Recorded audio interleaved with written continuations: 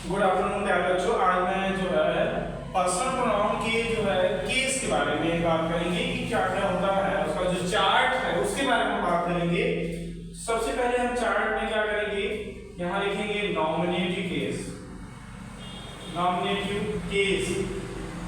फिर दूसरा आपका जो चार्ट बनेगा वह बनेगा ऑब्जेक्टिव केस, ऑब्जेक्टिव केस।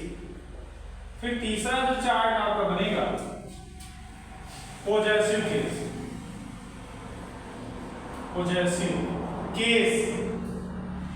तीन चार्ट बनेगा, नॉमिनेटिव केस, ऑब्जेक्टिव केस और पॉजेसिव केस। जो पहला होगा नॉमिनेटिव केस में अगर हम लिखें आई का जो ऑब्जेक्ट होता है वह मी होता है, और पॉजेसिव केस जो होता है वह माई होता है।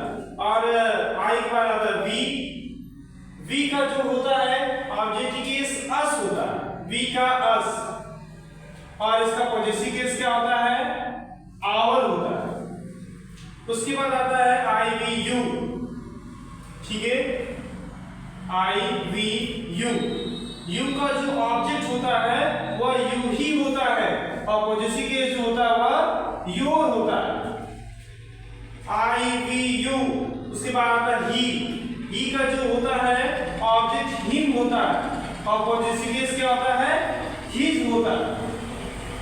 इसके बाद आता है आपका सी का ऑब्जेक्ट जो होता है वह हर होता है, और पॉजेसिव केस भी क्या होता है, हर्स होता है, हर ही होता है। और इसके बाद इट का ऑब्जेक्ट जो होता है वह इट ही होता है, पॉजेसिव केस क्या होता है, इट्स होता है। ठीक है, तो हो गया I we you he she it. और इसके बाद आता है दे का ऑब्जेक्ट जो होता है वह देम होता है, पॉजेसिव केस क्या होता है, डियर होता है। तो प्यारे बच्चों, आई का me, possessive case my, we का object us, possessive case our, you का जो होता है object you, possessive case your, he का जो ऑब्जेक्ट होता है हिम होता है, पॉजेसिव केस हिज होता है, सी का ऑब्जेक्ट हर, पॉजेसिव केस हर ही होता है, हर्स भी कहते हैं। इट का जो ऑब्जेक्ट होता है इट होता है, पॉजेसिव केस इट्स होता है। और दे का जो ऑब्जेक्ट होता है देम होता है, पॉजेसिव केस डियर होता है।